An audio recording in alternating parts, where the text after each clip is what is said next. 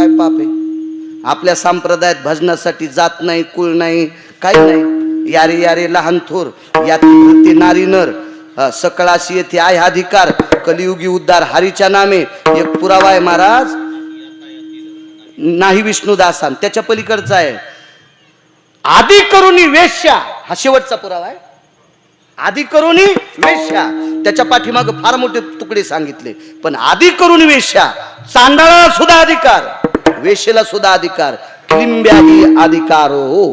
क्लिंबे म्हणजे नपुसक, नपुसक म्हणजे तृतीयपंथी, याला सुद्धा भजन करण्याचा अधिकार आहे. आणि भजनानच गेलं ना. तुम्हाला एक माहिती आहे का, दादू खोदू पिंजारी कोण्या गावचे होते? दम नाही सप्त्याला, दम नाही भागवतायला, दम नाही पुराणायला, दम नाही मोठमोठाले सप्ते करून रेल चल करायला, पता नाही कोणाला अजून. दादू खोदू पिंजारी तृतीयपंथी होते. आणि तृतीयपंथी असल्यामुळे गावातल्या लोकांनी हाकलून दिलं. हाकलून दिल्याबरोबर 4.5 वर्ष थेंब नाही पडला, थेंब नाही पडला, थेंब. सगळी जनावरं शिवाच्या बाहेरच्या गावायनं चारायला, सगळी माणसं आपोआपल्या नातेवाईकाची तर बोंबलत टप्पू आणायला. 4 वर्ष थेंब नाही. महात्मा आला आणि महात्म्यानं सांगितलं तुम्ही गावातले 2 सात्विक लोक काढून दिले. ते तृतीयपंथी होते पण भजन करणारे होते. ते गावात आणल्याबरोबर उन्हाळ्यात पाऊस पडला. ते महाराष्ट्रात गाव आहे, फक्त शोधा उद्यापासून. विठाला विठाला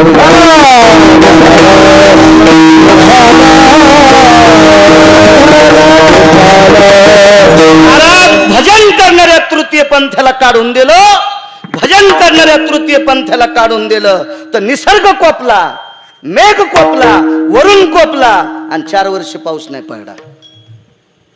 म्हणजे त्यालाही भजन करण्याचा अधिकार. या महिन्याचं मालक कोण आहे? भगवान शिवजी. शिवजीचं भजन केलं एका वेशेनं, तिचं नाव आहे महानंदा. आपल्या संप्रदायात कोंबड्याला पवित्र मानलं का? श्री गुरु धर्म भास्कर वैकुंठवासी वक्ते बाबा म्हणायचे, कोंबड्याच्या विष्ठेवर जर पाय पडला तर आमका आमक रिकामी जागा पाप. हे त्यानंच सांगायचं, गिरगावच्या बाळून नाही सांगायचं. विठाला विठाला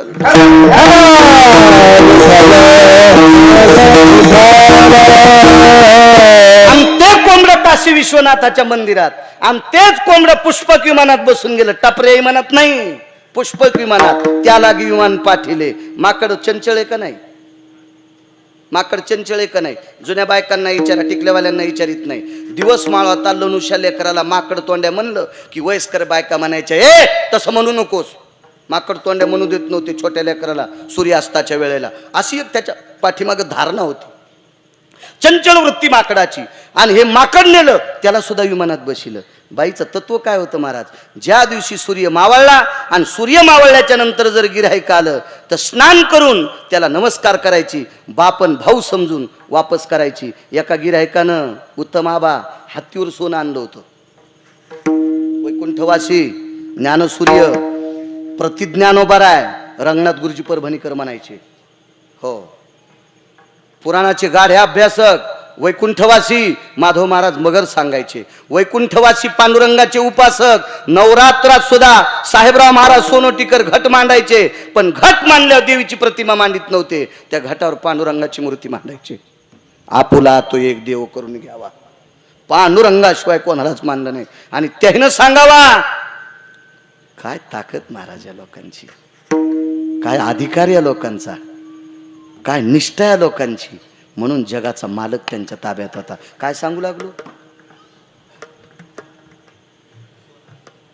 सोनं आणलं, हत्तीवर बिजवारा आला, हत्ती दारात उभा आहे, माकडानं अंग खाजिलं.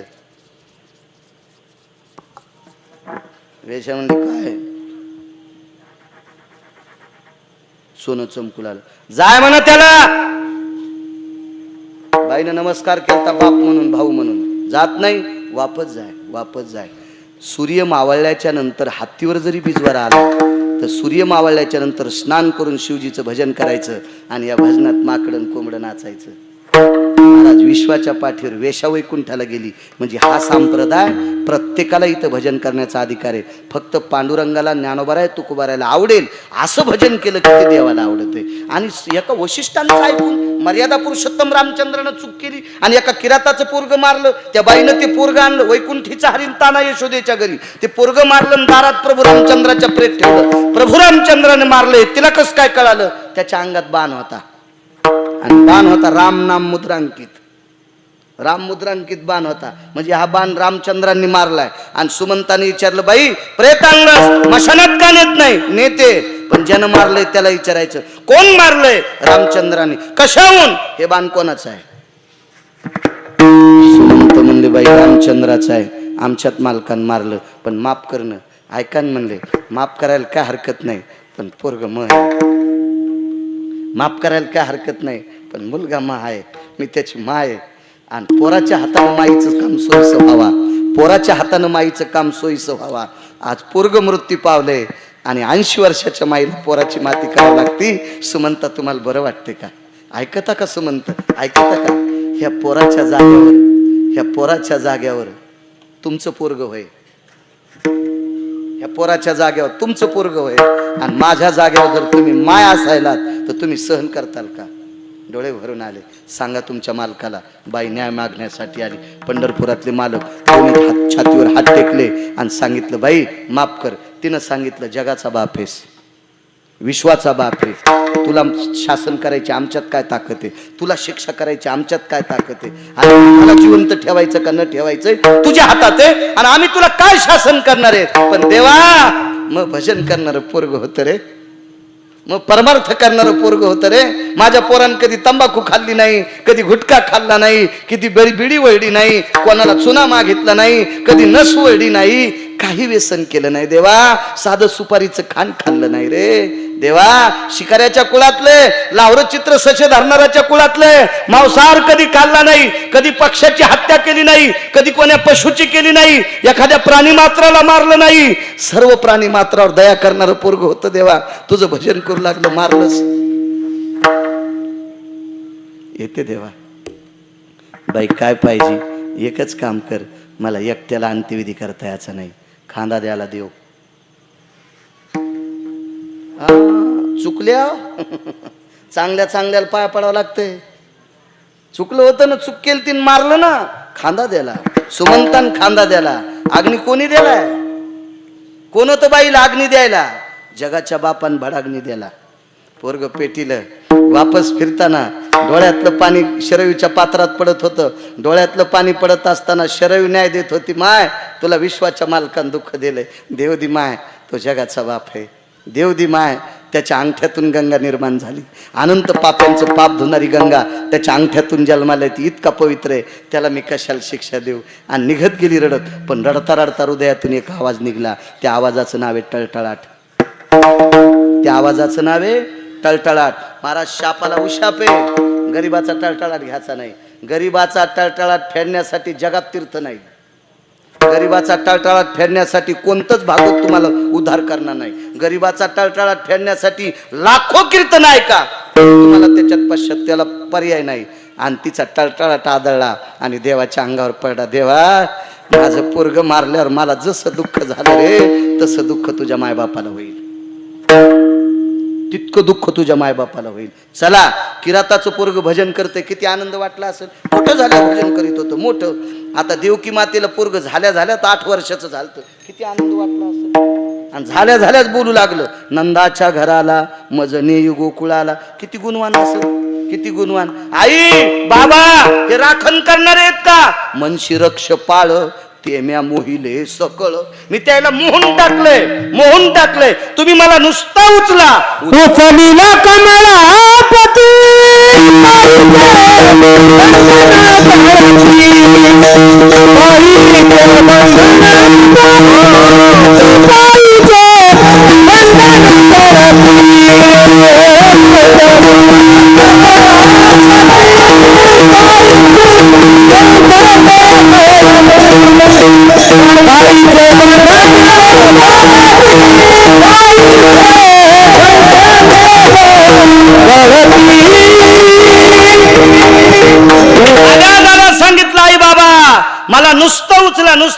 बसा, तुमच्या हातापायातल्या बेड्या आहे ना राहणार नाहीत. किती कौतुकजन्य पोरगा असेल. राक्षस मोहन टाकले, उचलल्याबरोबर बेड्या गळाल्या, पण राहिलं का मायबापाजवळ? नाही. कुठं न्या म्हणलं? नंदाच्या घरी. महाराज मागचं कर्जाचं गाठोडं फेडण्यासाठी मायबापाला सोडून 11 वर्ष 53 दिवस, मोजा भागवतातले दिवस, 11 वर्ष 53 दिवस यशोदेच्या घरी राहिला आणि 54व्या दिवशी मायबापाला मुक्त केलं. म्हणून मालक पहिल्या कडव्यात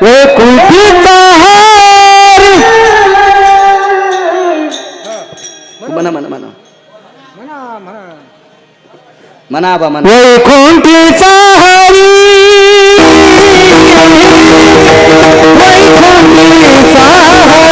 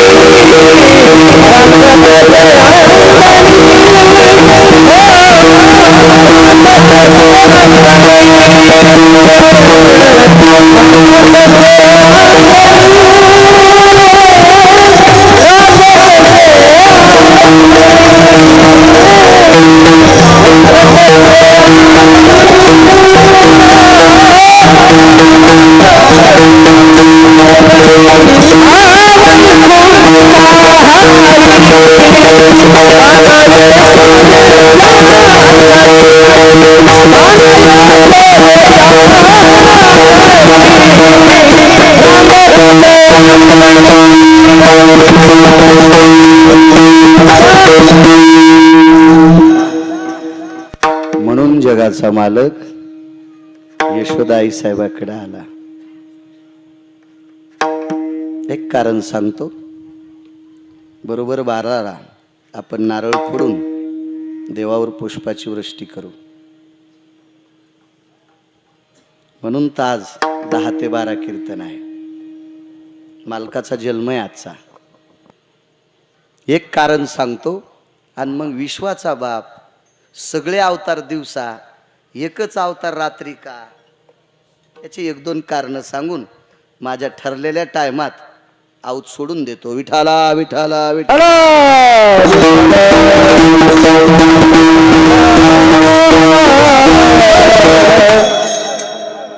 महाराज स्वतःचं मागचं एक कर्माचं गाठोडं होतं. म्हणून मायबापाला जगाच्या मालकानं सोडलं आणि यशोदेकडे वैकुंठातला हरी गेला असं जनाबाई नमूद करतात काका. पण शंका एका गोष्टीची आहे, यशोदेकडंच का? असं काय होतं यशोदेकडं की जगाच्या बापानं स्वतःच्या मायबापाला सोडून तिच्याकडे जावं, स्वतःच्या आईचं दूध न पिता यशोदेचं प्यावं, यशोदेला झालेली मुलगी इकडं परत करावी आणि आपण तिच्याकडे जाऊन वक्षस्थळाला बिलकुल तिचं दूध प्यावं, असं काय असावा? त्याचं एकमेव कारण होतं, यशोदा अशा गावातली स्त्री होती किंवा अशा वाड्यातली स्त्री होती की तिच्याकडे गायी 9 लाख होत्या. तिच्याकडे गायी 9 लाख होत्या. गायीचा एक पौराणिक सिद्धांत बघा. गायीचा एक पौराणिक सिद्धांत वैकुंठवासी चक्रांकित महाराज सांगायचे. एखाद्या व्यक्तीची आई जर बालपणी मृत्यू पावली तर आईच्या सेवेचा ओसंगा संपला. आईच्या सेवेचा ओसंगा संपला. एखाद्याचा पिता जर लवकर वारला तर बापाच्या सेवेची कर्मशील वृत्ती संपली. मग आपण ह्या सेवेचं पुण्य कुठं प्रगट करायचं? तर या पवित्र हाताने आपल्या उत्पन्नातला खर्च एखादी कडब्याची पेंढी ज्वारीच्या, मकेची पेंढी हिरवीगार एखाद्या गाईला जर समर्पित केली तर वाडवडिलांच्या सेवेचं पुण्य तिच्या चाऱ्यातून प्राप्त होते. एका गाईच्या यशोदेकडे किती गाई होत्या? 9 लाख. हे गिरगावचा बाळू सांगायचं म्हणून ऐकतात का? आई तुझा मी एकुलता एक, गाई राखी तो 9 लाख, गाई राखो नाही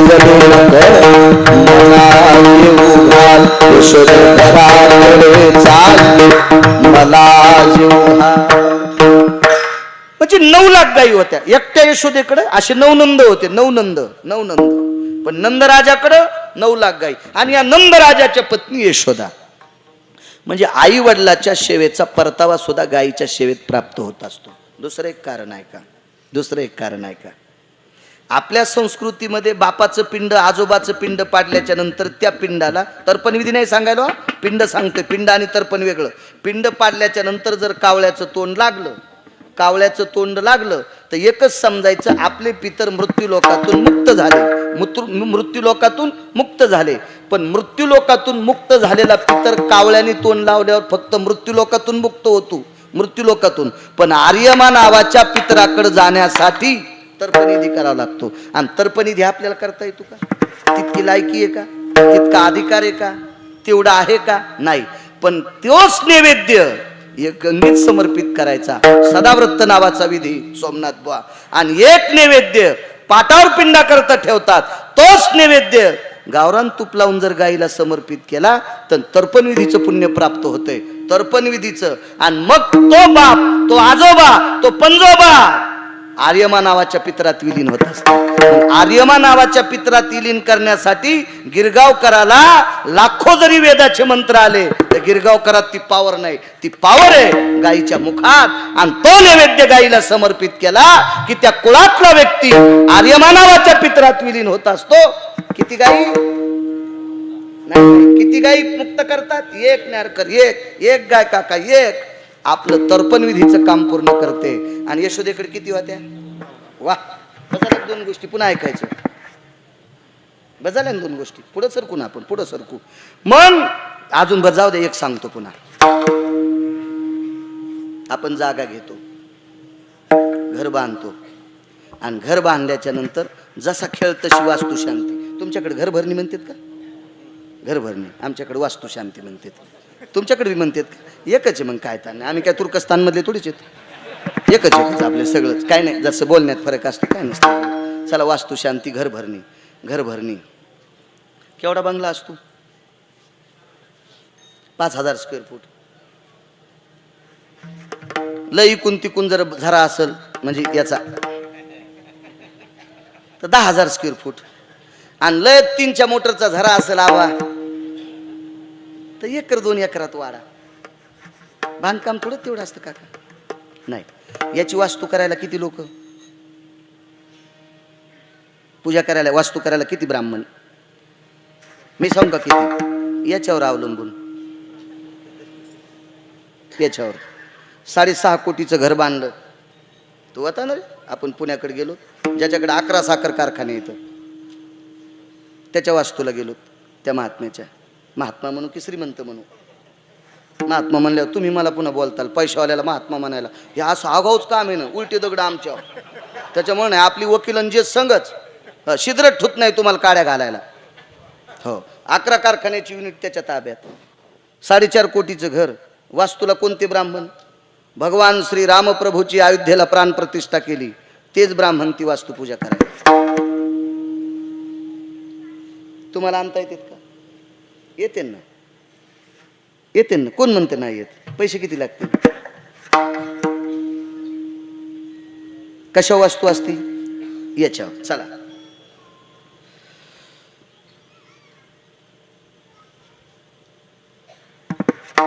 एक जणानं 5दा वास्तू केली, 2दा मी होतो. आता नाही करीत. कोण करता? करीत नाही आता कोणाची. घरची करीत नाही तर तुमची कशी करीन? 2दा मी ज्या वेळेला वास्तूला होतो त्यावेळेला 7.5 किलो होतं आपलं. आवरतो सव्रतो प्रिया वास्तू सबुजा भवजायम येत देवतः दोगरगरा सर्वामिद्यां ऋतुजन्या, अशा परिपाठात वास्तुशाली.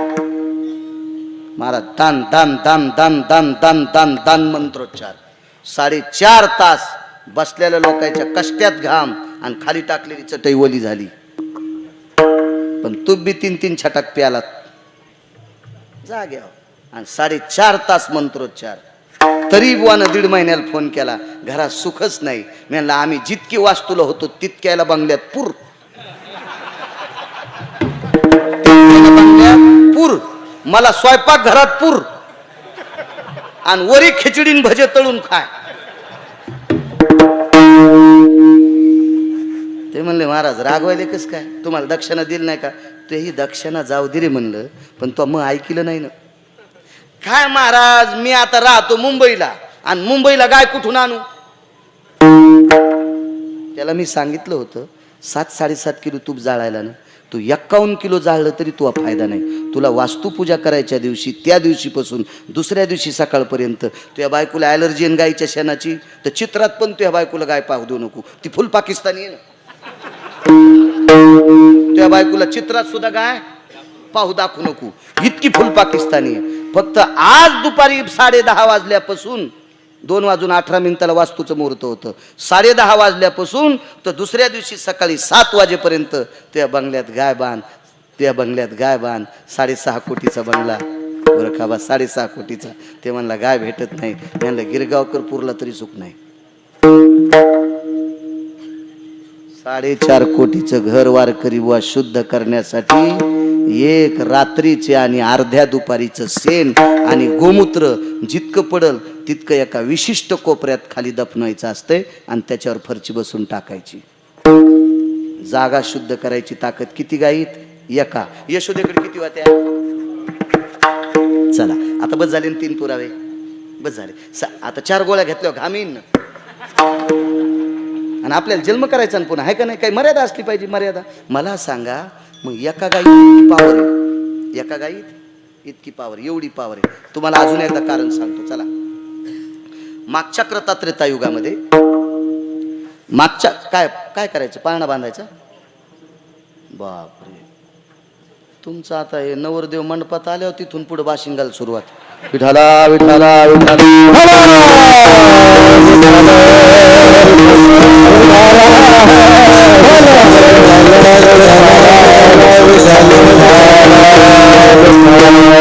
जाऊ द्या, तुम्ही तुमचं दोघंच करा, फक्त बोलू नका. आणि तुम्ही माझ्याकडे बघा.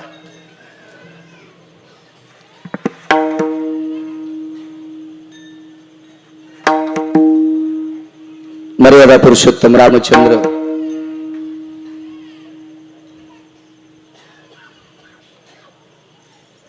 रावणाला मारून परत आलते.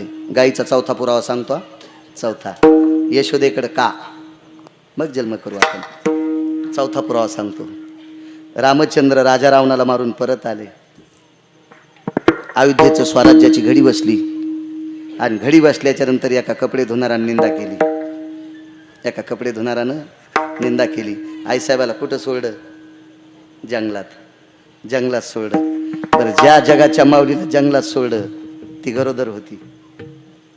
सीताई साहेब गरोदर होत्या, गरोदर होत्या. आणि गरोदर स्त्रीला जंगलात सोडलं. पण महाराज ती पुण्यवान राजाची पोरगी होती. राजा जनकाची कन्या असल्यामुळं तिच्या बापाचं पुण्य होतं. स्वतः लक्ष्मी होती सोडून द्या, स्वयं लक्ष्मी होती सोडून द्या विठ्ठलराव. पण राजा जनकाची कन्या होती. तिच्या बापाला वैदेही जनक म्हणायचे. हा, कोण जनक? महाराज. महाराज ब्रह्मवेत्याला दारात उभं केलं. कोण ब्रह्मवेत्ता? शुकाचार्याचा ज्यानं भागवत सांगून उद्धार केला, राजा परीक्षितीचा भागवत सांगून ज्याने उद्धार केला, त्या शुकाचार्यानं दारात उभं केलं. शुकाने राजा जनकाला सांगा, जनक मी आलो. म्हणले मी म्हणल्यावर येऊ नका, मी म्हणल्यावर येऊ नका. राजा परीक्षा सुखदेवांनी विचार केला, मी ब्रह्मवेत्ता आहे. शुकयाज्ञवल्क दत्त कपिल मुनी हरीशी जाणून हरी झाले. 4 ब्रह्मवेत्यापैकी मी ब्रह्मवेत्ता आहे. हे काय गिरगावचा बाळ आहे का? 4 ब्रह्मवेत्त्यापैकी एक ब्रह्मवेत्ता कोण? शुकाचार्य, व्यासांचे पुत्र. कोण? व्यास, पाराशरांचे पुत्र. आणि शुकाचार्यांचे वडील व्यास कोण? व्यासोचिष्ट जगत्रया. विश्वातलं जेवढं ज्ञान आहे तेवढं व्यासांच्या तोंडातलंय. एवढ्या मोठ्या विद्वान बापाचा मी पुत्र असताना मला मी येऊ का म्हणलं येऊ देत नाहीत. राजा जनक बाहेर आले आणि मग विचारलं, का हो? मी येतोय. ऐका महाराज, एकटे या. ऐका महाराज, एकटे या. शुकाचार्याचं लग्न झालं का? नाही. अंगावर कपडे होते का? झोळी होती का? शर्ट होतं का? म्हणजे पाकिटाचा संबंध, पाकिटाचा संबंध तुम्हाला आहे हा? कारण मी शुकाचार्य नाही ना. ते खूप झालते होय गावकरी. म्हणजे मला सांगा काका, जर शुकाचार्य जनकाच्या घरी आले तर त्रास होता का? काहीच नाही. तरी एकटे या. मी हा शब्द नडला. मी हा शब्द नडला. महाराज इतकं तात्विक काटेकोरपणात ज्याचं जीवन आहे त्याला राजा जनक म्हणतात.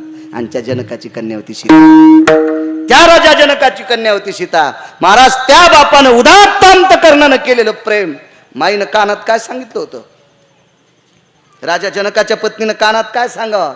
सीते, सासू सासऱ्याला माय बापा इतकं प्रेम लाव,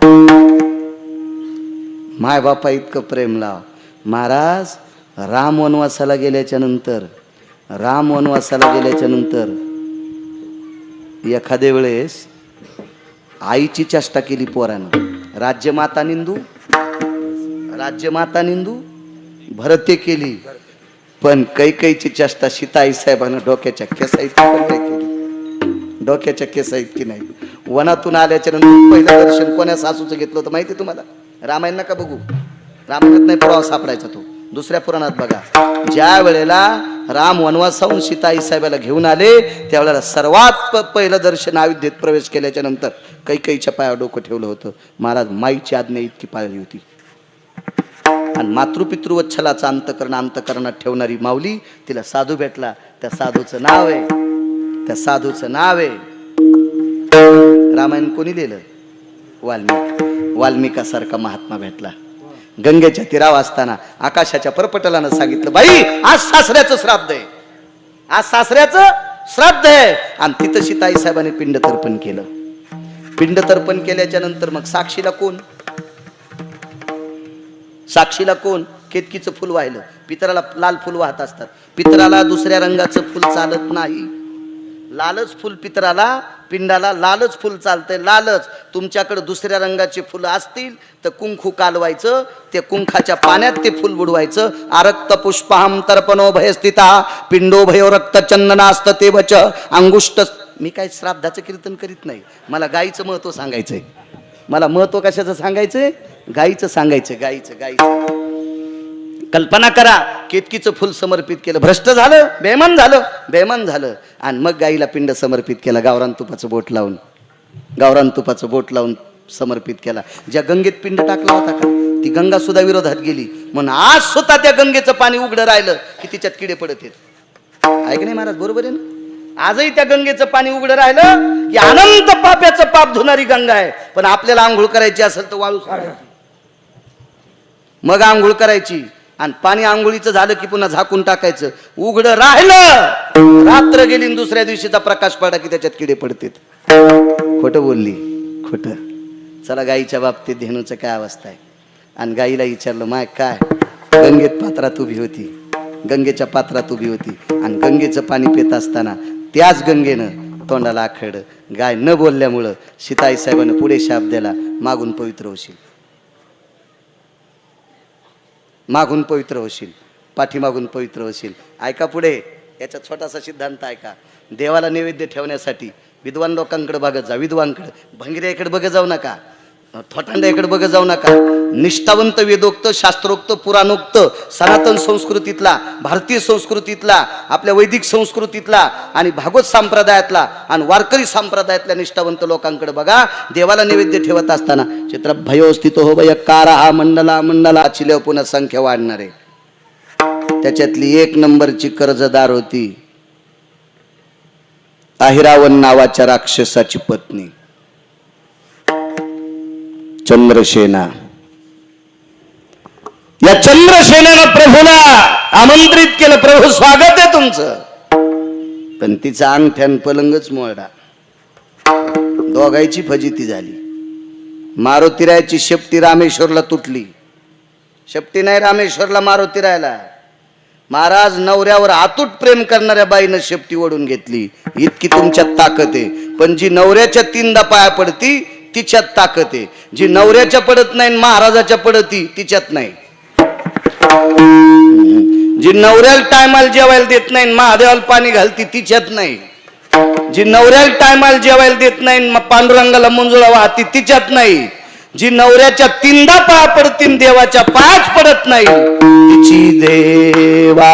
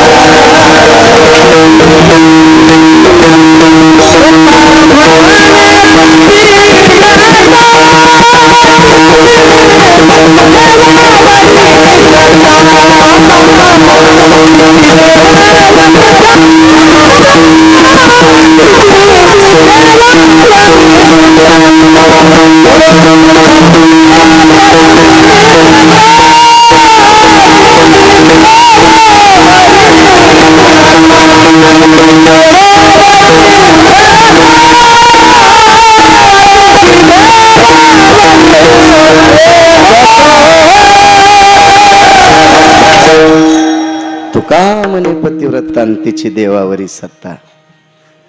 माझ्या माईनो, पंढरपुरातल्या मालकानं 7व्या अवतारात मर्यादा पुरुषोत्तम रामचंद्राने अंगठ्यानं तिचा पलंग मोरडा, तोंडातून शब्द पडला, ज्या अंगठ्याने पलंग मोरडा त्याच अंगठ्याला बाण लागन. भिल्ले विंधिले शारंधर.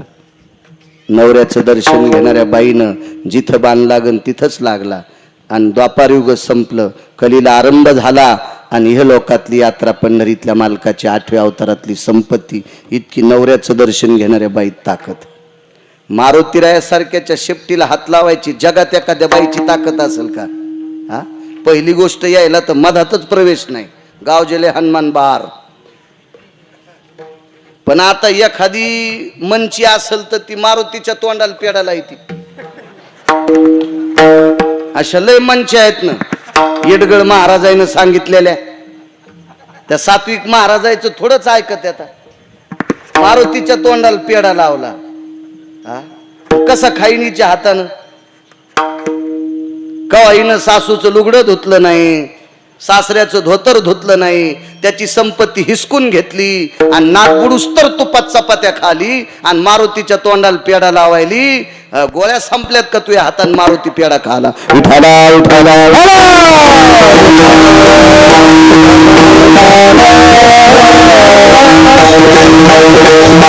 माझ्या माईनं तुमच्यातल्या एका बाईनं शेपटी वहड्या बरोबर तुटली. सामान्य ताकद आहे मारुतीरायाची शेपटी वडणं. महाराज नवऱ्याकरता अमृत प्राप्त केलं. नवऱ्याकरता अमृत. तिचं नाव आहे चंद्रसेना. जा रामेश्वरला, नुसती मारुतीरायाची मूर्ती शेपटीत नाही. कधी कधी चांगलं बघ जा ना. हा, लग्न झाल्यावर सासऱ्यानं दिलेले फुकटे पैसे गोव्याला उडवायला जातात, भिताड अंगाव पडन. विठाला विठाला विठाला.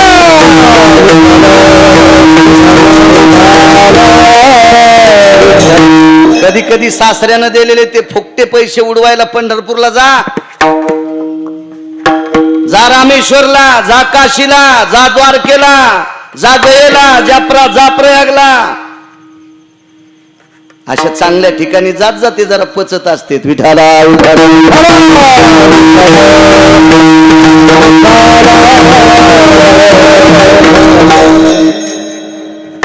देवानं माग न पाहता तोंडातून वाक्य पडलं, माय मी या अवतारात मर्यादा पुरुषोत्तम आहे, मला तुझ्याशी लग्न करता येत नाही. पण एक लक्षात ठेव, पुढच्या अवतारात तुला पत्नी करून घेईल. महाराज मागचं कर्ज फेडण्यासाठी हा अवतार आहे. आजचा अवतार आहे का काय? मागचं कर्ज फेडण्यासाठी. मागचा महाराज ती चंद्रसेना सत्यभामा झाली, लय श्रीमंताची पोरगी, जगात सत्यभामेच्या बापा इतका हुंडा कोणीच कोणाला द्यायला नाही. अरे शेवाळे, कोणीच नाही द्याला. किती हुंडा द्याला असं सांगू? किती किती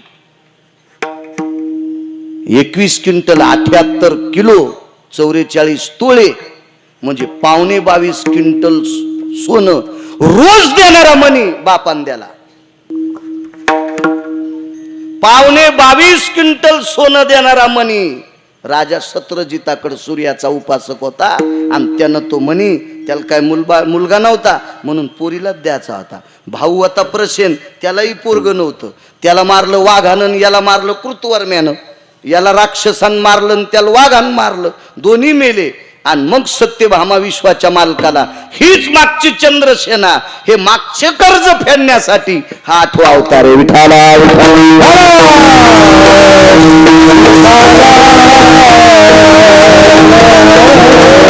काय कर्ज 7व्या अवतारातलं? 7व्या अवतारात एका अस्वलाच्या पोरीनं पाहिलं. ऐका माझ्या माईनं निष्ठेची ताकद. तुम्हाला राग येईन गिरगावकराचा, तुम्ही मिटिंग घ्या म्हणा आपल्या तालुक्यात गिरगावचा बाळू आलाच नाही पाहिजे असं करा. तुम्हाला 30 गाव पठ्ठ्याला 36 गाव. जरा कडक बोलतो ना, पण तुम्हाला कडक बोलण्यात माझा फायदा आहे. तुम्ही जर नियम नाही चुकिले तर तुमच्या पोटी जन्माला येणारी संतती देश चालवणारे, देश भारत देश चालवणारे भारत देश. आणि तुम्ही चुका केल्या की तुमच्या पोटी जन्माला येणारी संतती भंगिरी जन्माला येत असती आणि त्या देशातल्या भाकरी खातो. ते देश चालवायची ताकद त्यांच्यात येत नाही आणि ती ताकद त्यांच्यात यावा याच्याकरता तुम्ही शुद्ध वागणं गरजेचं आहे. हा माझा स्वार्थ आहे. विठाला विठाला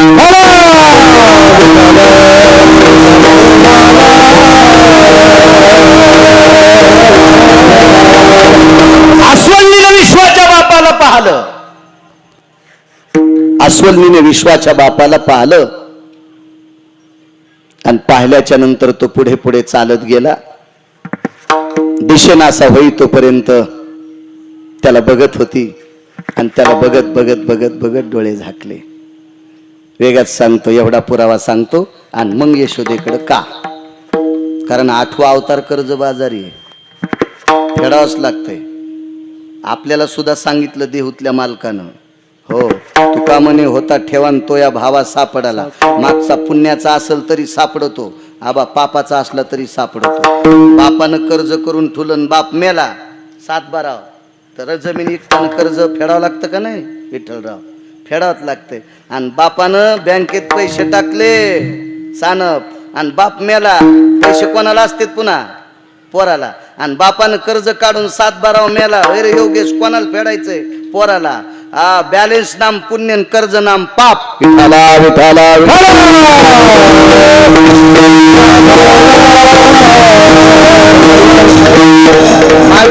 मायबापाने विचारलं, बाई कशा करता डोळे झाकलेस?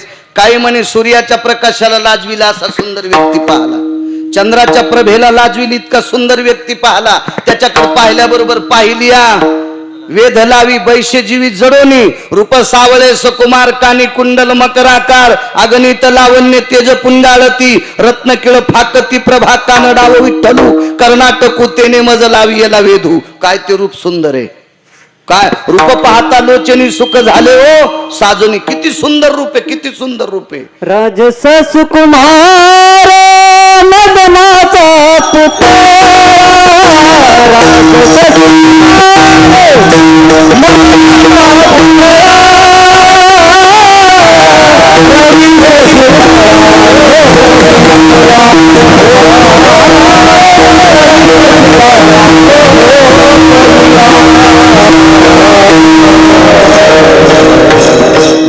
राजस सुकुमार मदनाचा पुतळा रवी शशिकाळा लोपलिया. याच्या पलीकडचं कोटी ब्रह्म हत्या श्रीमुख पाहता जाती. इतका सुंदर आहे, एवढा सुंदर आहे.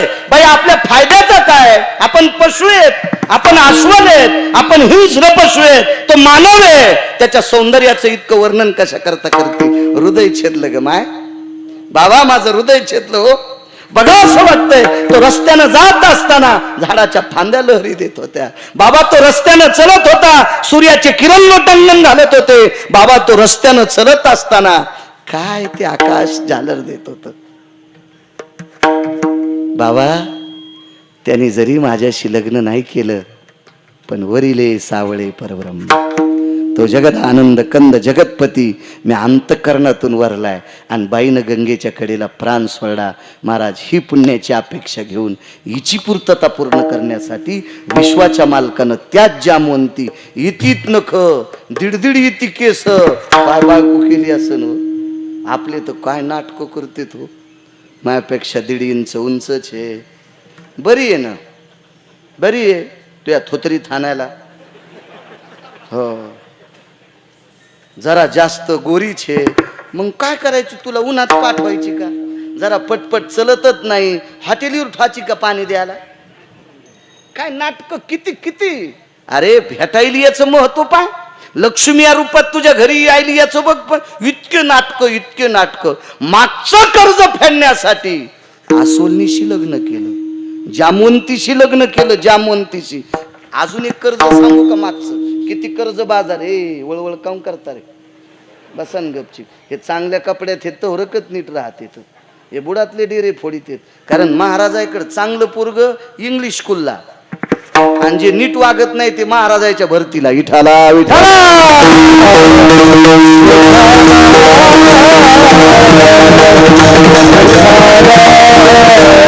महाराजाचा पिना पाडीत.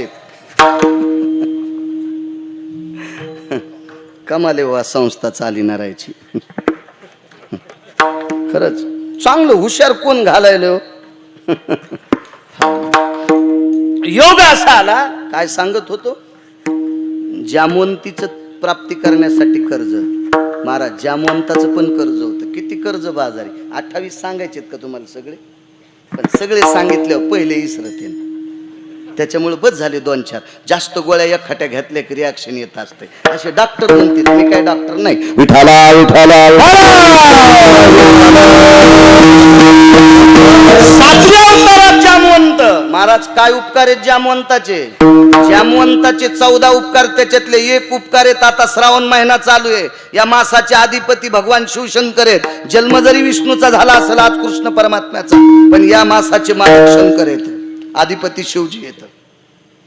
तर 14 कामापैकी शिवजींची प्राणप्रतिष्ठा जामवंतामुळे झाली. जामवंत जर प्रभू रामचंद्राला भेटले नसते तर रामेश्वराची स्थापना होत नव्हती. कारण प्रभू रामचंद्राकडे स्थापना करण्यासाठी पुरोहितच नव्हता, म्हणजे ब्राह्मणच नव्हता. आणि जंगलात ब्राह्मण कसा सापडत? जंगलात जे सापडत होते ते चित्र धरणारे, लावरं धरणारे, डुकरं मारणारे अशी लोक होते. यायला पुन्हा प्राणप्रतिष्ठेचे मंत्र येत असतात का? नाही. आणि मग जामवंतापाशी आपली अपेक्षा केली. मला स्थापना शिवजीची करायची, पण ब्राह्मण पाहिजे. जामवंतानं सांगितलं आमच्या मित्राचा नातू ब्राह्मण आहे, त्याचे आजोबा माझे मित्र आहेत, आणि ते नातू ब्राह्मण आहे, मी घेऊन येतो. प्रभू रामचंद्र म्हणले कोण आहे? म्हणले रावण आहे. प्रभू रामचंद्र म्हणले येणार नाही बाबा. का? आणि तुम्हाला माहित नाही का आमचं आणि त्याचं किती भांडण आहे? त्यानंच तो मै बायको चोरून नेली, आणि त्याला मारण्यासाठीच ते सगळा प्रयत्न आहे. आणि ते कसा येईल? जामवंत म्हणले त्याच्या आजोबाचं माझं लय प्रेम होतं, आणि त्याला माहित होतं त्याच्या आजोबा लय मानतेत जामवंताला. नातू तितका तो उपकार फेडीन, जाऊन प्रयत्न करतो. आणि जामवंत लंकेत गेले आणि रावणाला विचारलं, लंकेश महाराज 65 खुर्च्या सोन्याच्या वलांडून उत्तम आबा खाली आला रावण, आणि रावण पाया पडणार. तेवढ्या अवकाशात जामवंतानं कवटाळा, नको रे, आस्वालाच्या पाया पड नकोस, आस्वालाच्या पड नको. तुला पडायचंच का? तर मी ज्याचं भजन करतो त्याच्या पड. कोणाच्या? रामाच्या. मी ज्याचं भजन करतोय त्याच्या पड. पण तो रगील दोडका होता. खिसून भाजी होत नव्हती, ठेसून होत नव्हती, आणि चिरून होत नव्हती. ज्यानं खाल्लं त्याचे दात राहत नव्हते. इतका रगील दोडका, बियाच्या पण कामी. इतका रगील रावण होता, इतका रगील रावण. आणि ते ऐकतो का? म्हणले त्यांच्या पाया नाही पडत. म्हणले काका तुमचं काय काम आहे? मग एकच काम आहे म्हणे, भगवान शिवजीची स्थापना करायची, ब्राह्मण पाहिजे. ते म्हणला तुम्हाला शिवजीची स्थापना करायची? कुठं करायची? समुद्राच्या तीरावर. आणि समुद्राच्या तीरावर जर शिवजीची स्थापना तुम्हाला करायची तर कोणाची माय व्याली मी मंत्र म्हणायची. पहा किती रगील ब्राह्मण होतो. कोणाची माय व्याधी म्हणले, माझ्या व्यतिरिक्त मंत्रोच्चार करायची. पण म्हणले ऐका ना, मी प्राणप्रतिष्ठा करण्याचा निरोप घेऊन आलो, पण यजमान दुसराचे. मखरे होते की यजमान? ते मग यजमान येत. माळ घालणारच बुवा तुम्हाला. रगील गिरगावचा बाळ आहे, रगील. आणि इतक्या लोकायत घालणार काड्या, काय काशी होईल मग सांगतो. विठाला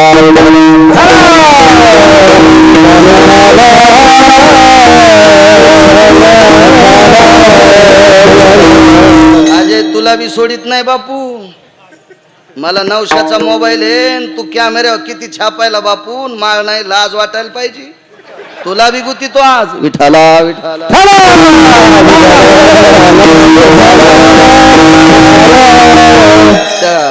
जगताप काका संत मेळेवाल्याला माळ आहे का? ते पाकिस्तानीचे तर आहे का माळ?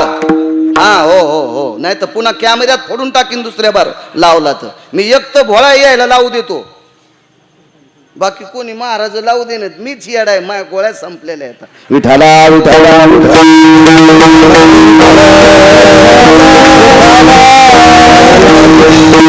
यजमान सीतापती रामचंद्र. रावणान गुचकी धरली न, राम यजमान आणि मी कस काय ब्राह्मण. ते म्हणले बघा मी आलतो, पण हृदयाला मिठी मारली आबा. आणि रावण म्हणला माझ्या आजोबाचे मित्र येत, तुमचं जर काम केलं तर वैकुंठातून माझे आजोबा मला आशीर्वाद देतील. असू द्या राम, पण मी करतो पोरं इथे. पण जामवंत काय म्हणले लंकेश, रामप्रभूला भगवान शिवजीची प्राणप्रतिष्ठा समुद्राच्या तीरावर करायची, पण पूजेला सामान काय लागन? तूप किती लागन, खारका किती लागत्यान, खोबरं किती लागन, बदाम किती लागतील, खडी साखर किती लागन, सुपाऱ्या किती लागतात, हळीद कुंकू किती लागन, हवना करता तूप किती लागन, समिधा कोणत्या आणायच्या, कोण्या दिवशी हवन करायचं, मुहूर्त प्राणप्रतिष्ठेचं कोण दिवशी आहे, आणि त्याचा खर्च किती येईल. काय म्हणला रावण म्हणला जामवंत महाराज माझ्या आजोबाचे मित्र आहेत, एकच काम करतो, ज्याचा यजमान जंगलात आहे त्याचं साहित्य पुरोहितांना आणावं. काही काहीचे वायर ढिले कळालंच नाही.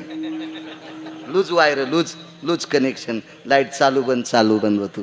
ज्याचा यजमान जंगलात आहे, ज्याचा यजमान संकटात आहे, ज्याला यजमानाला शेअर पाहायला भेटत नाही, ज्याच्या यजमानाला गावात जायला भेटत नाही, व्रतस्थ अशा यजमानाचं सामान पुरोहितांना आणावं. खारका वाट्या सगळं रावणानच नेलं. पुन्हा एक मुद्दा सांगू, जामवंताचं किती उपकार होते प्रभू. 14 पैकी एकच सांगायला बरं का, 13 पुन्हा कधी पाहू. 14 पैकी एकच उपकार सांगतो जामवंताचा, एकच. पुन्हा सांगू का काय उपकार होता. जामवंताचे डोळे भरून आले आणि रावणाने विचारलं काका काय राहिलंय? काही नाही, यजमानासोबत बायको नाही.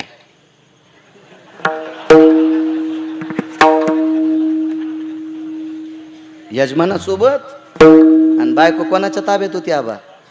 ह्या नालायकाच्या, म्हणजे तुमच्या नाही. एवढं टेकलं का शेकलं हे म्हणायचे, मलाच नालायक म्हणला आहे का नाही? आगावच धंदा ना.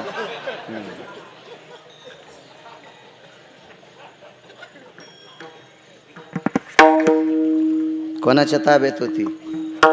रावणाच्या. मरूस तर देत नव्हतं बेटा. रावणानं सांगितलं काका बायको जिवंत असताना नवऱ्याला पूजाला बसता येत नाही एकट्याला, मेल्यावर सुपारी खोसून बसता येते, पण बायको जर जिवंत असेल तर नवऱ्याला पूजेला बसता येत नाही. मेली बायको तर त्याला विधूर म्हणतात, मग मात्र त्याला सुपारी कमराला खोसून बसता येते. पण रामाची पत्नी जिवंत असेल आणि जर प्राणप्रतिष्ठेच्या पूजेला बसायचं असेल तर जमत नाही. येतो लंकेश, येतो मी येतो. पण रावण म्हणला माझ्या आजोबाला दुःख वाटन, जाऊ द्या, तुमच्या देवाची पत्नी माझ्या ताब्यात आहे, पूजा करूस तर आणतो. पूजा करूस तर उपकार पहा, उपकार. महाराज देवावर उपकार करण्याची पात्रता संताची, देवावर. ठीक आहे म्हणले, जा अमक्या अमक्या दिवशी समुद्राच्या तीरावर पूजा करायची. हा, नाव ठेवा रामेश्वर. त्या ज्योतिर्लिंगाचं नाव काय ठेवलं? रामेश्वर. रामेश्वर. मागचं कर्ज सांगतोय, कर्ज कर्ज कर्ज कर्ज जामवंताचं. एकच उपकार. आणि मग रामेश्वराची स्थापना करायची, पूजा मांडायची ठरली. ही पूजा मांडायची ठरत असताना योग असा आला, शीतेल विमान पाठिलं. महाराज 3 पाट नेले. स्वतःला लंकेशाला, एक रामचंद्रांना, एक माझ्या सीताई साहेबाला. रामप्रभूच्या मनात शंका आली. एका पाटावर रावण बसलेला आहे, पुरोहित आहे. एका पाटावर मी बसलो, पण ह्या पाटावर कोणाला बसत बाबा? तर 10 मिनिटाच्या नंतर सीताई साहेब बसल्या. वळून पाहिलं, सीते तू? हो. कोण आणलं? रावणाच्या 6 पत्न्या आलत्या घेऊन. मंडोदरी नाही, 80,000 बायकापैकी 6 पत्न्या विमानात गेल्या. सीतेला आदरयुक्त बसिलं, खना नारळानं ओटी भरली, पूजे करता बसिलं. पूजा आटपली, गाठ सोडली, नाव घ्यायला लावलं. पुन्हा विमानात बसिलं, अशोक वाटिकेत नेऊन ठेवलं. जामवंताला सांगितलं, तुमच्या देवाचं काम झालं, मी तात्पुरती दिली ती, आता घेऊन चाललो. महाराज, जर सीताई साहेब नसत्या रावणानं दिल्या तर रामेश्वराची स्थापना होत नव्हती, एका ज्योतिर्लिंगाची स्थापना होत नव्हती. उपकार कोणाचे आहेत? जामवंताचे आहेत.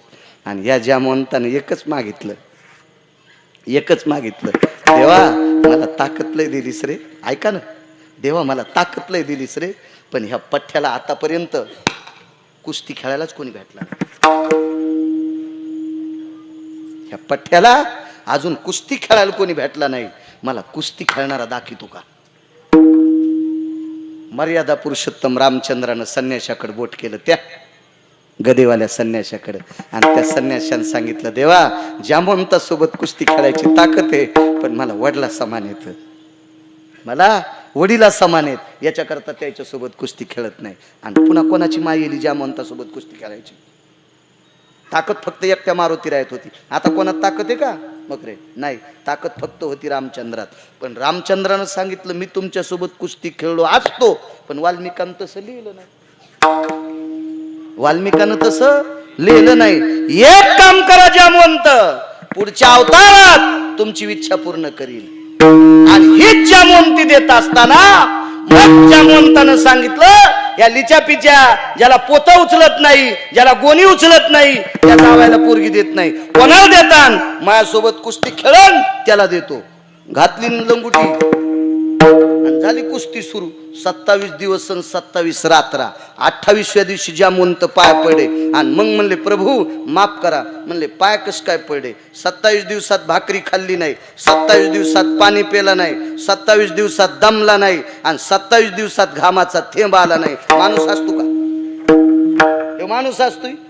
देवा तू देव आहेस, आणि म्हणून पाय पडतो. आखरीच माई पोरगी दिल्यावर तुम्ही जावाई झाले, मग तुम्हाला माया पडावं लागेल. मागचं कर्ज याच्याकरता अवतार. विठाला विठाला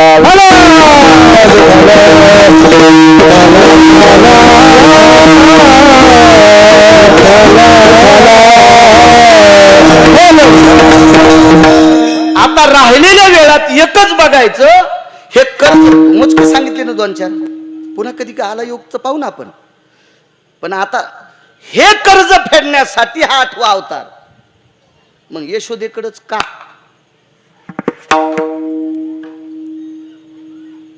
तुमच्या नाशिक जिल्ह्यात का नाही आला? आमच्या परभणी जिल्ह्यात का नाही? संभाजीनगर जिल्ह्यात का नाही? अहिल्यानगर मध्ये का नाही? पुण्यात का नाही? मुंबईत का नाही? नांदेड मध्ये का नाही?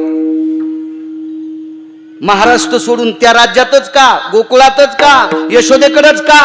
काय कारण असावा? बरं, यशोदेकडे जगाचा बापू एकूण ठातला आलाय. येऊ द्या ना, येऊ द्या ना, येऊ द्या. लेकरं मोठे झाल्यावर शिकायच्या निमित्तानं कोणाकडे जाते? मावशीकडे राहते. शहरात जर मावशी असेल आणि हे जर खेड्यात झालं असेल तर शिक्षणाची सोय मावशीकडे ठुलं, मामाची तर ठुलं, चुलत मावशीकडे ठुलं, आत्याची तर ठुलं. कशाला? शिकायला. हे झाल्यात तिथं गेलं ना. ज्या दिवशी जन्माला आलं त्या दिवशी लेकरू दुसऱ्याकडे जातं का? जातं ना महाराज. माय मेली तर झाल्या जर हॉस्पिटल मध्ये माय मेली तर कोण सांभाळायचं त्या पोराला? त्या पोराला कोण सांभाळायचं? एक तर बापाच्या माईनं सांभाळायचं, नाही तर एक तर माईच्या माईनं सांभाळायचं. हेच आधार आहे ना. आणि दोन्ही जर आज्या नसत्याल तर मावशीनं सांभाळायचं, मावशीच नसेल तर कोण्यातरी नातेवाईकानं सांभाळायचं, आणि नातेवाईकच नसतील तर सरकारनं सांभाळायचं. इतकं तर माहिती ना तुम्हाला. याच्या पुढचं पुन्हा सांगू, बस झालं इतकंच. पण हा जगाचा बाप वैकुंठाचा हरी जन्माला आल्याबरोबर बाप जिवंत आहे. बाप जिवंत आहे. लक्षात घ्या राजो, राग येऊ देऊ नका. तो बाप तुमच्या माझ्या बापासारखा बाप नाही. आपल्या बापाकडे किती ज्ञान असेल, लय काम करून पोरायला बंगला बांधाय पुरतो होय. एका दुकानाचे 2 दुकानं करीन बाप, इतकंच करीन ना पोरायसाठी. 25च्या ऐवजी 50 एकर द्राक्ष लाईन होय काका, किती काय करीन बाप? हा होय सोमनाथ महाराज, किती करीत असतो बाप, किती करीत असतो. आपल्या बापायला ज्ञान तरी किती का असेल. देवाचा बाप किती ज्ञानी होता सांगू. देवाच्या बापा देखता 6 त्यांच्या मेहुण्यानं मारले. मेहुण्यानं मारले. नकरीच शोक वधिता बालक नामा म्हणे, धन्य त्याचे ज्ञान नकरीच शोक वधिता बालक नामा म्हणे. 6 मारले तरी शोकाचा पत्ता नाही. म्हणजे दुःख पचवायची ताकद ज्ञानात असते. ज्याला ज्ञान आहे का ती माणसं दुःख पचित असतात, ज्याला ज्ञान नाही का ते दुःखाला कंटाळून आत्महत्या करीत असतात. विठाला विठाला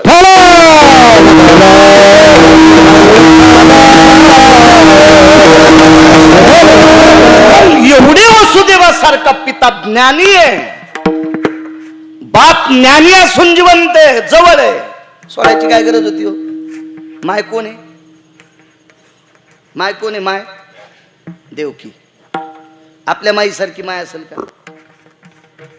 सांगा बरं. इथं सगळ्या आपलं जर आजारी पडलो, मी आजारी पडलो, माझे बाबा 90ला गेले, मला आई आहे, मी जर आजारी पडलो तर माझी आई गाडीत बसून मला हॉस्पिटलला कुणी नेईन, पण सोबत येईन. आल्यावर डॉक्टरला विनंती करीन, डॉक्टर माझ्या बाळाला वाचवा ना, माझ्या बाळाला वाचवा ना, वाचवा ना, वाचवा ना. महाराज, काळाच्या तडाख्यातून लपवायची ताकद आपल्या आईत असती का? काळाच्या तडाख्यातून लपवायची ताकद आपल्या आईत असती का? नाही. महाराज, अशी आई होती, काळाच्या तडाख्यातून लपवायची क्षमता तिच्यात होती, पण तरी त्या माईला सोडलं. मग माई इतकी विद्वान आहे, पिता इतका विद्वान आहे, मग एवढा असताना यशोदा का पाहली? वैकुंठीचा हरिण ताना यशोदेच्या कशा करता? काय असेल त्या यशोदेकडं? काय एवढं वैभव होतं? महाराज, मागचं कर्ज आहे, मागचं कर्ज आहे, मागचं कर्ज आहे.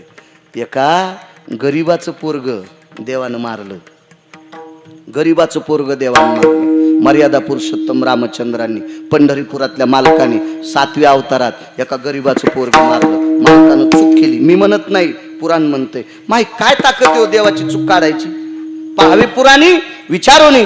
पुराण सांगतंय, एका किराताचं लाहोर चित्र सशे धरणाराच्या कुळातलं पोरग भजन करायला बसलं, आणि भजन करता करता बाण मारला, मारून टाकलं. ऐकलं कोणाचं? वशिष्ठाचं. वशिष्ठाचा न्याय चुकला. महाराज, सगळीच महाराज चुकत नाहीत असं तुम्हाला कोण म्हणतंय? अभंग पाठ असले म्हणजे चुका होत नाहीत? ज्ञानेश्वरी पाठ असली म्हणजे चुका होत नाहीत? ब्रह्मचारी राहिला म्हणजे चुका होत नाहीत? संन्यासी राहिला म्हणजे चुका होत नाहीत?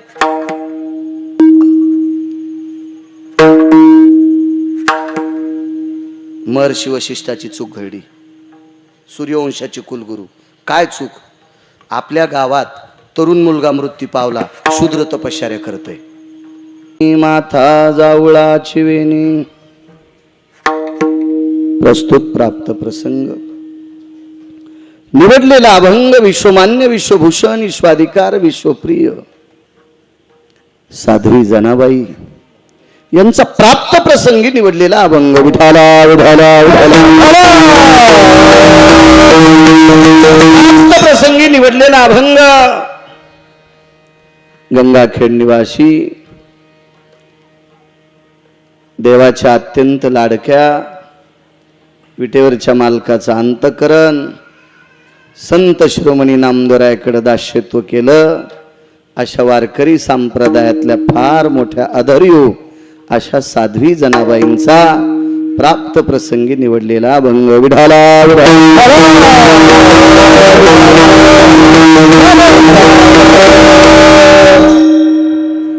आईसाहेब या ठिकाणी नमूद करतात, बेस नकोय, कडक करावाच. वैकुंठाचा जगदानंद कंद जगतपती हा यशोदेकडे आलेला आहे. काय पुण्य असेल त्या यशोदेचं? गोकुळात येण्याचं कारण काय असावा? काय पावित्र्य असेल त्या गोकुळामध्ये? देवाला कशा करता गोकुळ आवडला असावा? त्या गोकुळामध्ये यशोदा आई साहेबच का आवडल्या? नंदराजच का आवडले? सांगणारी व्यक्ती साध्वी जनाबाई. आता तुमच्या माझ्यासारख्या सर्वसामान्यानं केलेलं काव्य हे कवडी मोल असतं. तुमच्या माझ्यासारख्यांनी केलेला काव्य हे एखाद्या जगमान्य होईल, समाज मान्य होईल, पण देव मान्य होत नसतं. म्हणून काही ट्रकनं पुस्तकं लिहिले, पण ते देव मान्य नाहीत, ते संत मान्य नाहीत. महाराज साध्वी जनाबाईंचं वाक्य हे देव मान्य आहे. आणि त्यांनी म्हणावं वैकुंठातला हरी यशोदाई साहेबांकडे आहे. बालपणातलं गोडसं वर्णन केलं. रांग तसे हांगणी माथा जावळाची वेणी. बालपणातलं रांगण्याचं वर्णन केलं. त्याच्या डोक्यावरचं विश्वाच्या मालकाच्या एक चिमुकले असे भरकुरे जे जावळा आहेत त्याचंही वर्णन केलं. पायी पैंजण आणि वाळे, हाती नवनीताचे गोळे. पायात पैंजण आहेत, हातामध्ये वाळे आहेत. ते पायात पैंजण आणि वाळे आहेत आणि हातात नवनीताचा गोळा आहे. चित्ताचं प्रतीक आहे. लोणी कोमल असतं. विठाला विठाला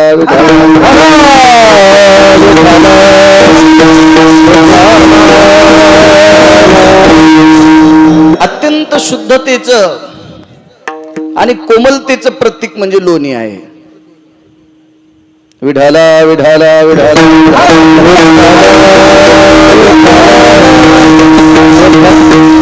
आणि त्या लोण्यासारखं मऊ अंतकरण आहे ब्रह्मांडाच्या मालकाचं. अत्यंत मऊ आहे, मऊ आहे, मऊ.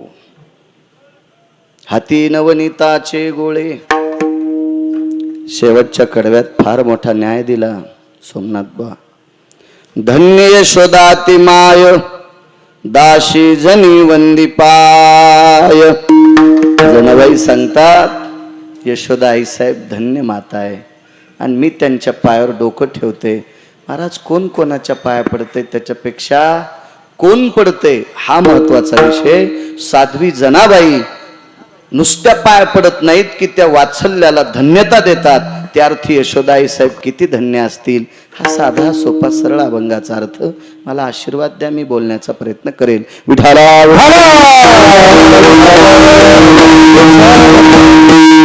मोठ्या श्रद्धेने मोठ्या भावयुक्त अंतकरणाने चालत असलेली गेली 50 वर्षाची परंपरा आहे.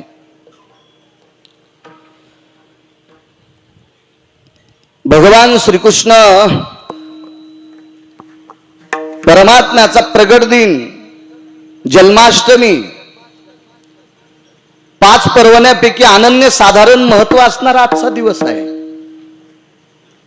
आणि त्या जन्माष्टमी निमित्त चालत असलेला गेल्या 50 वर्षापासनं हा सप्ताह ग्रामस्थ सातारे या ग्रामस्थांच्या वतीने मोठ्या भावयुक्त अंतकरणाने श्रद्धेनं चालत आहे. गावात जेवढ्या अन्नवाची मंडळी असतील तेवढ्यांना कोटी कोटी धन्यवाद. आजच्या या तारखेच्या संदर्भात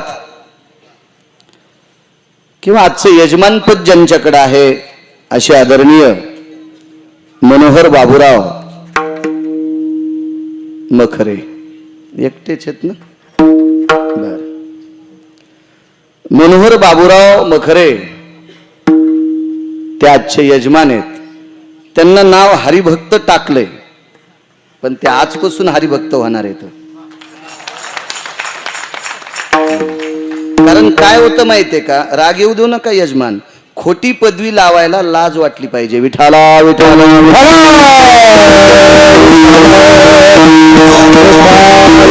मला काही चोमळ्या गप्पा येत नाहीत. तुम्ही मला नारळ देताल, पाकिट देताल, याबद्दलही तुम्हाला काही चोमळीत नाही. माझा संसार दाखायपुरते पैसे हौद भरून पंढरपुरातल्या मालकांनी मला दिलेत. याच्याकरता मी काही कोणाला चोमळायला फिरत नाही, फिरणारही नाही. विठाला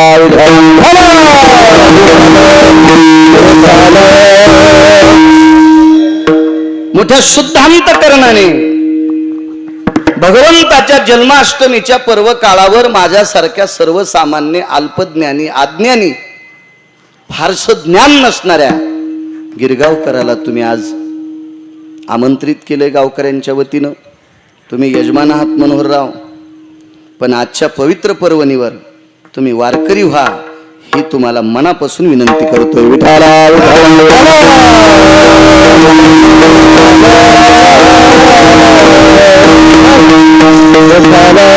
गावातील तरुण मंडळी मोठ्या श्रद्धेने हा उत्साह करतात. इथं बसलेली सगळी ज्ञानी माणसं आहात. एक लक्षात घ्या बारक्या गिरगावकराचं, पैशानं सप्ताह मोठा होत नसतो. कोटीनं पैसे असलेले इकडं तिकडं वळचणीला कितीतरी लोक बसलेत. सप्ताह सात्विक, सदाचारी, पुण्यशील, पावन यावर या असा सप्ताह होण्यासाठी गावातल्या लोकांनी तन्मन धनानं सहकार्य करावं लागतं. उत्तमावा तवा सप्ताह मोठा होत असतो. यावर बसा. या गावातील तरुण मंडळी पार्किंग व्यवस्थेसाठी रिपरिप पावसात उभे आहेत. त्यांची सर्व अंग चिंब भिजलेली आहेत. मोठ्या सात्विकतेनं मोठ्या श्रद्धेनं ती या सप्ताहात बेजार होतात. अन्नदान व्यवस्थेतली कार्यकर्ते व्यवस्थापक वेगळी, पार्किंगची व्यवस्थापक वेगळी. मी ज्यांच्याकडे मनोहररावांकडे बसलो त्यावेळेला 5-25 तरुण तिथं सुद्धा भिजत आली. किती श्रद्धा, किती भाव, किती प्रेम. तुम्हा तरुणांना माझ्या विटेवरच्या मालकाच्या चरणी प्रार्थना, असंच गरुडासारखं बळ देवो. ते बळ तुम्ही तुमच्या आईवडिलाच्या सेवेकरता वापरो. ते बळ तुम्ही तुमच्या प्रपंचातल्या लोकांची धारणा करण्याकरता वापरो. आणि हे सगळं काम करत असताना उरलेला वेळ तुम्ही धर्माकरता वापरो, असं पंढरपुरातल्या मालकाच्या चरणी प्रार्थना करेल. कारण तुम्ही सगळी संसारिक आहात. तुम्ही सगळाच वेळ जर देवाला द्याला तर बायका कशा जगीत. विठाला विठाला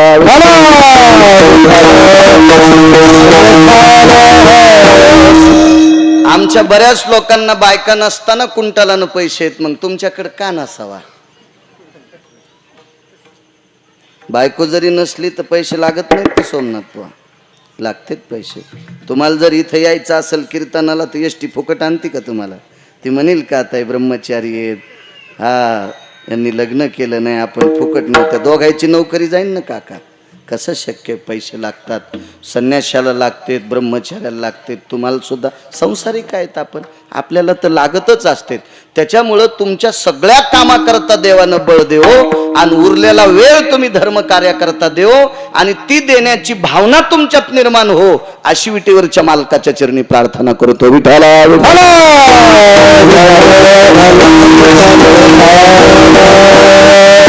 बऱ्यापैकी गोडशी सात्विक वारकरी परंपरा तुमच्या गावाला आहे. मला भेटायला पंढरपूरला आलेली सर्व काही हरिभक्त मंडळी, पारमार्थिक मंडळी आहेत. मुळात तुमच्या मातीमध्ये वारकरी संप्रदायाचा गंध आहे आणि तो मुळातच आहे. पण तुम्ही या 50व्या वर्षानिमित्त उज्ज्वल केला, तो दाखवला, तो उघडा केला. जसा कापूर एका डब्बीत असताना कापूर आहे पण डब्बी लावल्यामुळे त्याचा सुगंध येत नाही, त्याचं झाकण उघड्याच्या नंतर जसा सुगंध येतो तसा भक्तीचा सुगंध पहिलाच तुमच्या मातीत आहे.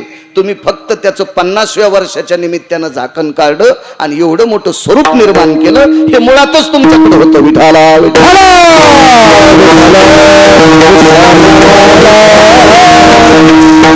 आदरणीय तरुणांच्या वतीनं काका सुद्धा संपर्क करत होते. जगताप काका विठ्ठल अण्णा सुद्धा फार बोलायचे. अण्णांच्या मावशीचा श्राद्ध आहे त्याच्याकरता गेलेत. फारसा प्रयत्न सगळ्यांचा. उपस्थित पंचकृषीतून आलेली श्रोते जनार्दन तुमच्या चरणी गिरगावकराचा नाक घासून प्रणाम.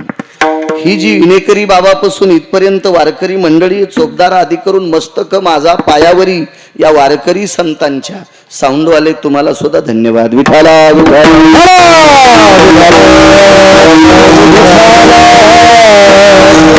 वैकुंठीचा हरिताना यशोदेच्या घरी ब्रह्मांडाचा मालक यशोदेकडे आलेला आहे. अवतार घेतला अष्टमीच्या दिवशी, जन्म झाला. आज किती मोठी पर्वणी माहिती आहे तुम्हाला. आज जगदानंद कंद जगतपतीचा जन्मदिवस. एक पर्वणी. दुसरी पर्वणी या पवित्र महाराष्ट्रामध्ये हे तुमच्या माझ्यासारख्या रेड्यांना मार्गाला लावणारा योगी जन्माला आला आजच्या दिवशी. त्या योग्याचं नाव आहे माऊली महावैष्णव ज्ञानोबा. मालकांचा जन्मदिन आहे. तिसरी पर्वणी आज माझ्या आळंदीतल्या मालकाचा सुवर्ण कलशारोहण झालाय. ही तिसरी पर्वणी. काय पर्व काळे राजो, आनंद व्यक्त करा. आपण जिवंत असताना ज्ञानोबारायच्या कळस सोन्याचा होतोय. ही आपल्या जीवनातली पर्वणी आहे. आपण गेल्यावर बसल्यावर काय करता राजो. विठाला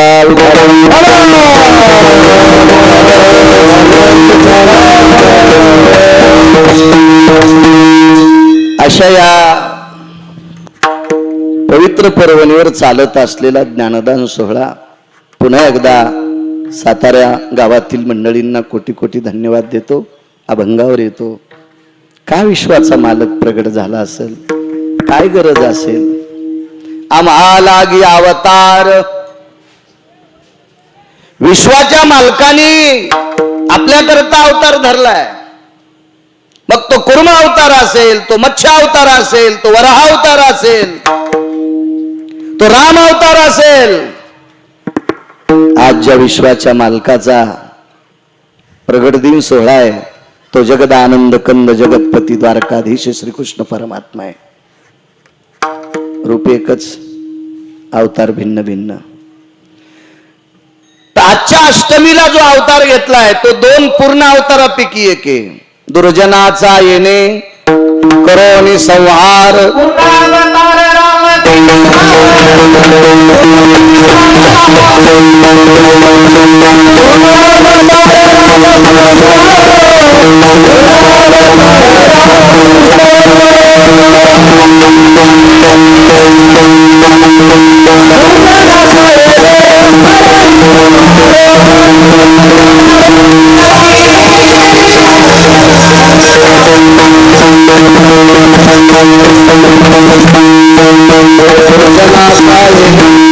शिंगल उतरणी. दुर्जनाचा येणे करोनी संहार. पूर्णावतार रामकृष्ण. राम आणि कृष्ण हे 2 अवतार पूर्ण आहेत. पण आज विशेष काय माहितीये का. 7वा अवतार मर्यादा पुरुषोत्तम रामचंद्रांचा जरी पूर्ण असेल पण स्वतंत्र नाही. आज जन्माला आलेल्या मालकाचा अवतार बी पूर्ण आहे आणि कार्य बी स्वतंत्र आहे. मर्यादा पुरुषोत्तम रामचंद्रांचं जीवन म्हणजे कर्जबाजारी जीवन आहे. अख्खं जीवन कर्जबाजारी. आणि ते फेडण्यासाठी ऋण फेडावया. मागचं जे कर्ज आहे का ऋण आहे का हे फेडण्यासाठी पुढचा अवतार आहे. स्वतंत्रता नव्हती. पुन्हा एकदा साधा मुद्दा सांगतो.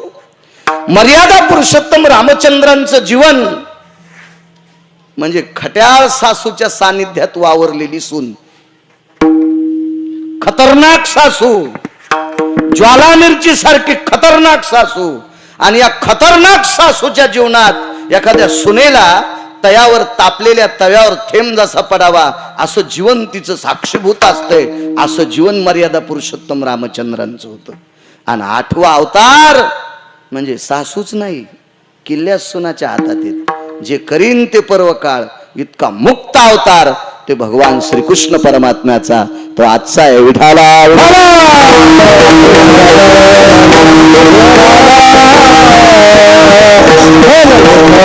7व्या अवतारामध्ये काहीच स्वतःच्या मनानं करता आलं नाही. अवतार तर पूर्ण आहेत तुम्ही पुरावा ऐकला, पूर्णावतार रामकृष्ण, दोन्ही अवतार पूर्ण आहेत, पण हातात काहीच नाही. आणि 8व्या अवतारात कोणाच्या बापाला न विचारता स्वतःच्या मनाला पटेल तेच केलं, त्याचं नाव कृष्ण अवतार आहे. तो कृष्ण अवतार.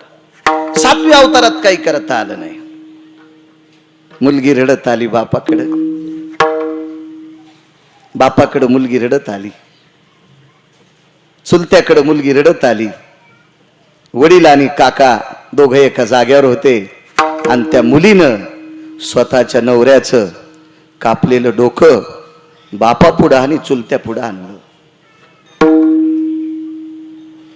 किती मोठा चुलता सांगू का? वृक्षाचे पान हाले ज्याची सत्ता. संदीप, झाडाचं पान ज्याच्या सत्तेशिवाय हालत नाही तो जगाचा बाप आहे. संदीप भाऊ, काय काय काय पात्रता असेल त्या देवाची. तो काका आहे. बाप कोणी माहिती?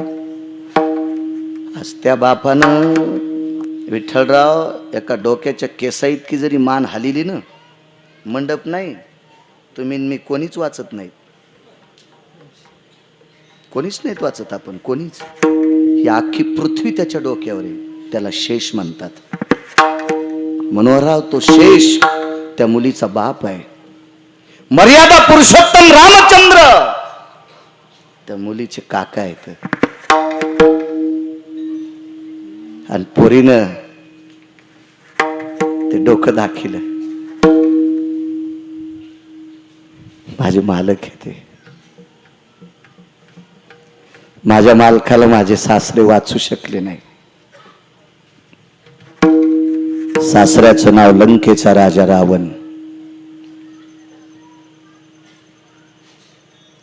माझ्या मालकाला माझे चुलत सासरे वाचू शकले नाही. कुंभकर्ण. एक सांगू तुम्हाला, शक्यतो रावण मरण सोपा होता, इतका अवघड कुंभकर्ण मरण होता.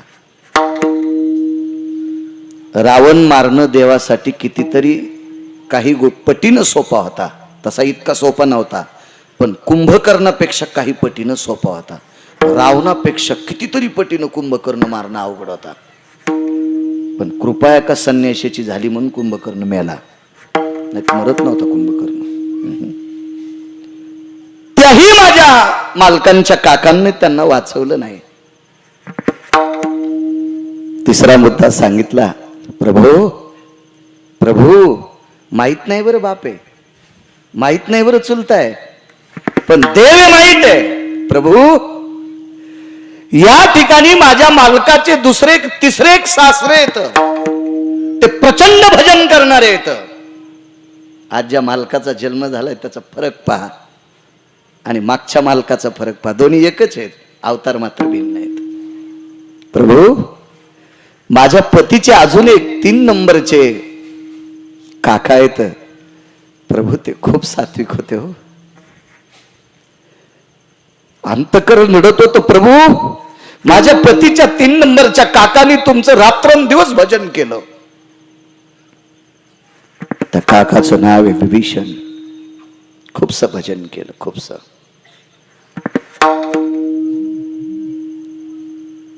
उत्तमराव, माफ करा, आपण कोणीच त्याच्या भजनात बसत नाहीत, ना तुम्ही ना मी. इतकं भजन केलं काका, किती भजन. त्या भजनाच्या घराला विस्तू लावला. सानप विस्तू लावला, विस्तू. घराला अग्नी लागल्यावर घर पेटत नसते. यांच्याकडे गेलतो ना आपण, गोरखाबा. कीर्तन सोडत नाहीत परिसरात. हे लय येड्या बाळूच्या नादी लागले जास्त.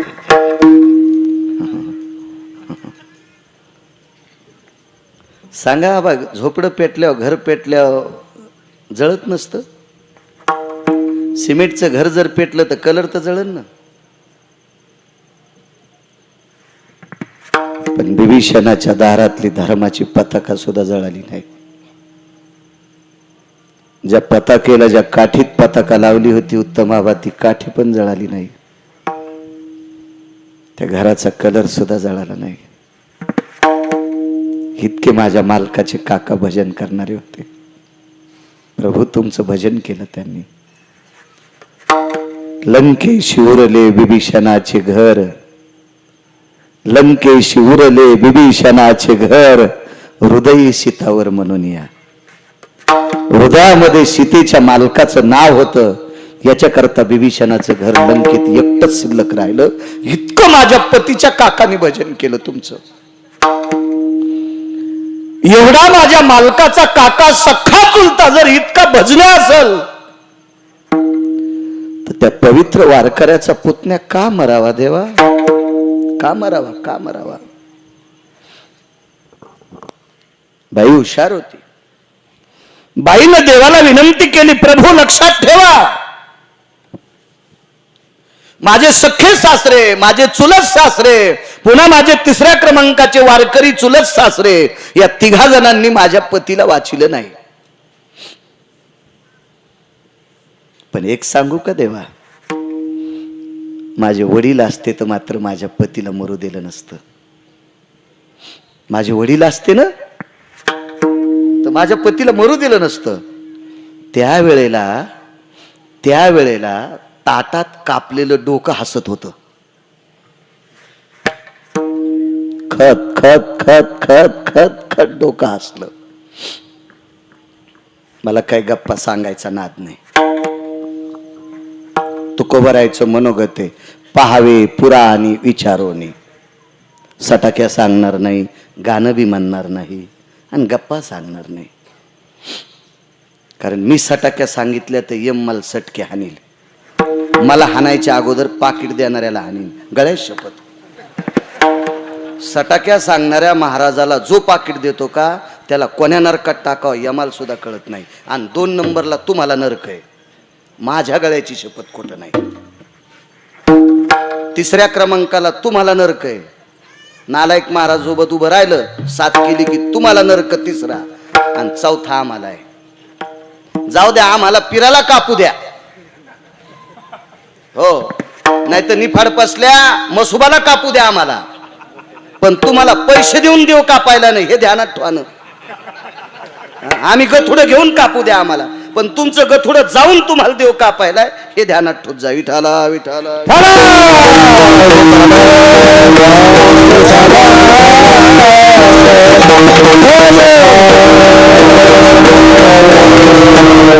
खत खत खत खत डोकं हसलेलं आहे. आणि हसत आपल्या पत्नीकडे पाहिला आणि आवाज दिला, प्रिये, तुझ्या बापानं मला मारले, तुझ्या बापानं मला मारले. महाराज हा शब्द त्या तुटलेल्या डोक्यातून पडल्याबरोबर दोघालाही आश्चर्याचा झटका आला. आश्चर्यचकित झाले. मारलंय लक्ष्मणानं आणि हे म्हणते तुझ्या बापानं मारलं, मग लक्ष्मण पिता कसा? मग लक्षात आलं, सुलोचना शेषाची कन्या आणि लक्ष्मणजी शेषाचा अवतार.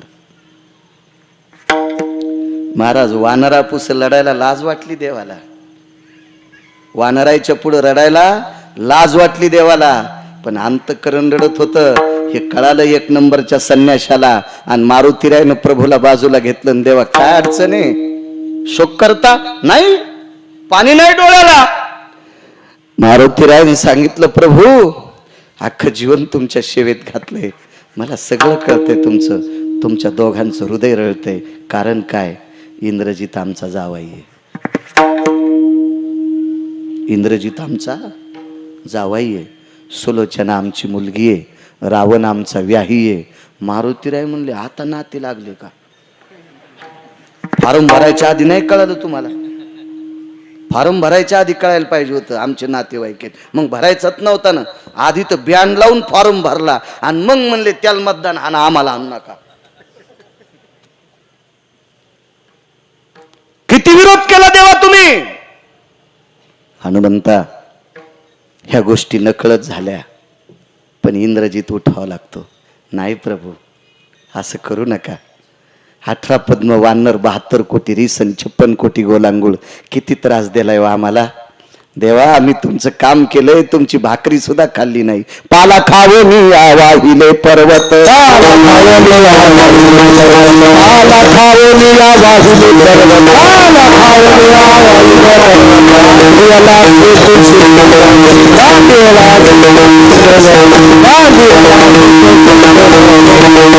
पाला खावे वाहिले पर्वत, बांधियला से तू सिंधुवरी. पाला खाल्लाय आम्ही देवा तुमच्या झाडाचा. एक तिळा इतक्या भाकरीची अपेक्षा केली नाही. पैसा लांब सोडून द्या. इतक्या जीवटपणानं आम्ही काम केले. आम्हाला किती राक्षसांनी त्रास दिलाय. आता तुमची नाती लागतात. आणि एवढा मूर्ख रावण तुमचा व्याही आहे की ज्याला इनी मधलं अंतर कळत नाही. विण कळाली ना विण. एवढा मोठा मूर्ख रावण जर तुमचा व्याही असेल तर या मूर्ख रावणानं एका पवित्र स्त्रीला मांसाचे तुकडे ज्यांच्या दातात अडकलेत अशा घाणेरड्या राक्षसनीच्या सानिध्यात अशोक वाटिकेत आणून ठेवलंय. इतका मूर्ख तुमचा व्याही आणि तरी तुम्ही त्याच्याशी नातं लावता.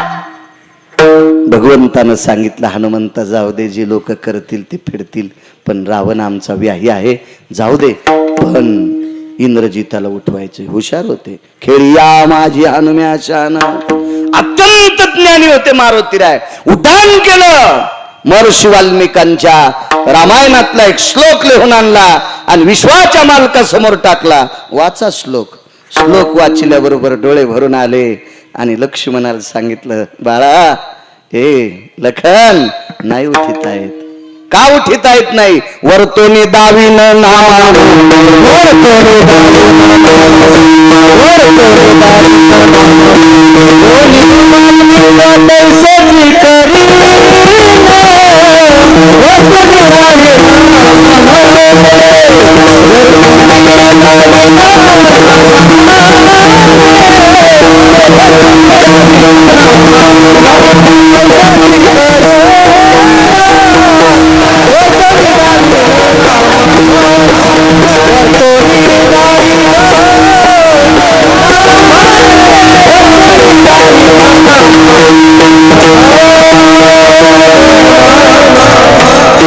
महर्षी वाल्मिक ऋषी जसं लिहिताल तसं जगाच्या बापाला वागावं लागलं. नाही उठिता आला. इतका बंदिस्त अवतार आहे सातवा. एवढा चौकटीत बांधलेला अवतार आहे सातवा. स्वतःच्या मनाला तिळा इतकं सुद्धा प्रभूला काही करता येत नाही. हा अवतार आहे सातवा आणि कोणाच्याच बापाची जुमानली नाही. ते अवतार आहे आठवा. विठाला